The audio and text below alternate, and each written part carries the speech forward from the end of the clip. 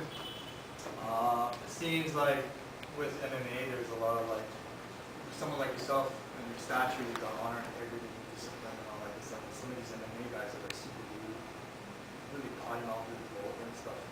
Has anybody, like we all know like Pele and like Absalom, you know, like shootbox fans and stuff.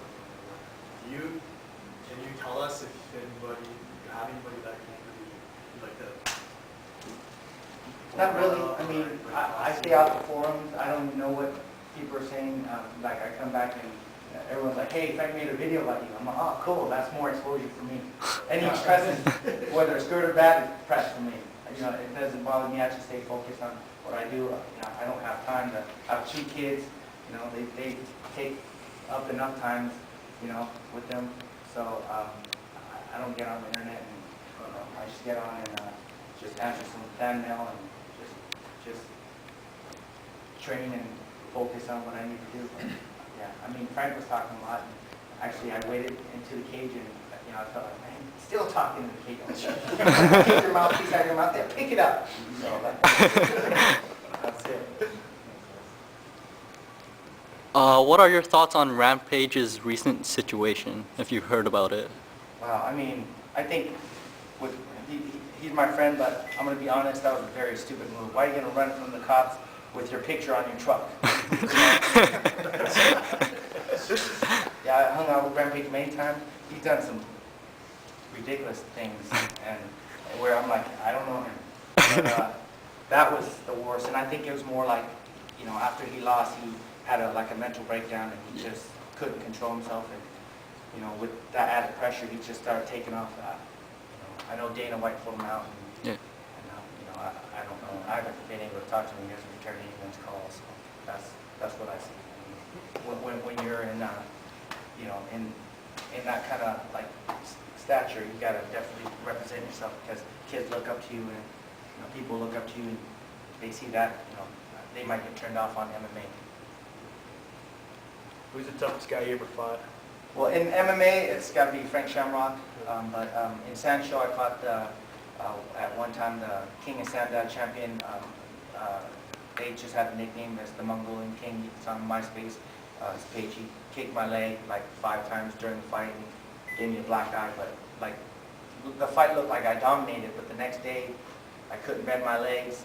It was pretty bad. And then another fight in Shidokan was Arnie Sobadale, who actually was Andy Hug. I'm not sure you guys know Andy Hug, but he was a K1 like superstar back in the day, and he ended up dying from leukemia, and they trained together. He was Andy Hug's English teacher and training partner, but he definitely put some hurt on me. And at that time when I won the Shidokan, I was like 24, 25, and I woke up the next day. Even though I beat him, I was like, I'm retiring. That's how bad I was in shape. I'm just wondering about about the whole mental game. I mean, obviously, you're very confident and you don't seem worried about anyone you're fighting. But for those fighters that have some doubt, or those guys, even like we see these top fighters that are scared going into fights, is there anything they can do for the mental training of it, or is there anything you do when maybe you're having like a down day, or are you always sure of yourself and confident? Or? Well, you know what? Of course, I try to carry myself, and I'll always try to make myself feel like I'm confident. But you know, everyone's human. So a lot of times my mind will play, you know, will mess with me. Like, oh my God, I'm gonna get knocked out in this fight, or Frank's gonna choke me out. But basically, you just got to get over it. You just got to know that, you know, with the time that you put in, I mean, you got to like structure everything. You can't just go in there, I'm going to do this today, I'm going to do that. You got to write everything down, what you eat, what you do, and you got to know that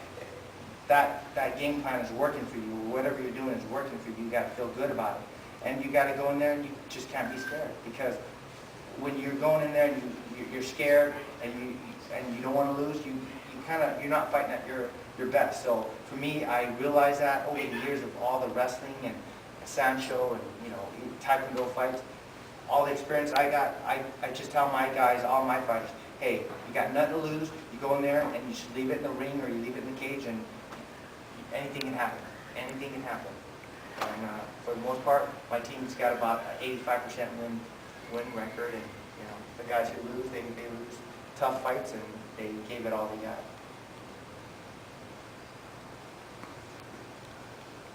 What are your thoughts on Raymond, the real deal Daniels? They named him the next Kung Lee because of his style was very much like yours. The real deal. He Yeah.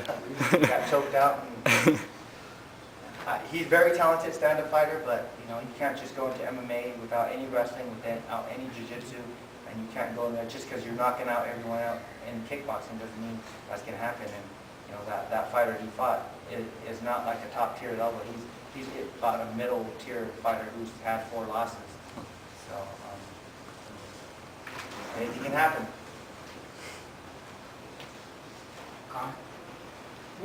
When's your next fight going to be thinking? Next year.